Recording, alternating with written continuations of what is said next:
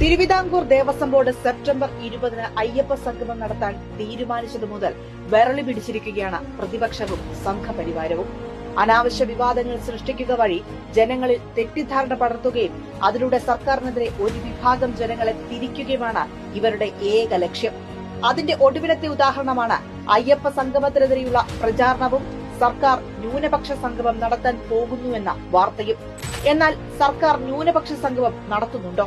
എന്താണ് ഇതിനു പിന്നിലെ വസ്തുത?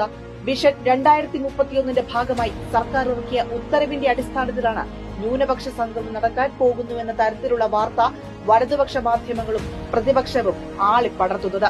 എന്താണ് വിഷൻ 2031? 2031 കേരളം രൂപീകരിച്ചിട്ട് 75 വർഷം പൂർത്തിയാവുകയാണ്.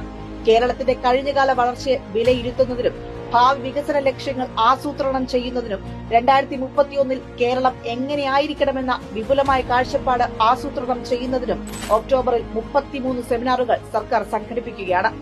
ഓരോ സെമിനാറും തെരഞ്ഞെടുത്ത വിഷയങ്ങളെ അടിസ്ഥാനമാക്കി മന്ത്രിമാർ നേതൃത്വം നൽകിയാണ് സംഘടിപ്പിക്കേണ്ടതെന്ന മാർഗനിർദ്ദേശമാണ് പ്രധാനമായും പറയുന്നത്. അതായത് ഓരോ വകുപ്പുകൾക്കും വിഭജിച്ച് നൽകിയിരിക്കുന്നത് തുല്യ പ്രാധാന്യം. പരിപാടിയുമായി ബന്ധപ്പെട്ട് നൽകിയിരിക്കുന്ന 18 മാർഗനിർദ്ദേശങ്ങളിൽ ഏകോപനവും സംഘാടനവും എങ്ങനെ വേണമെന്ന് കൃത്യവും വ്യക്തവുമായി വിശദീകരിച്ചിരിക്കുന്നു. എന്നാൽ യഥാർത്ഥ വസ്തുതകൾ മനസ്സിലാക്കാതെ ന്യൂനപക്ഷ വകുപ്പിന്റെ സെമിനാറിനെ മാത്രം എടുത്തു പറഞ്ഞ് സങ്കുചിതമായ രാഷ്ട്രീയ ലക്ഷ്യത്തിനു വേണ്ടി അനാവശ്യ വിവാദങ്ങൾ സൃഷ്ടിക്കുകയാണ് പ്രതിപക്ഷം.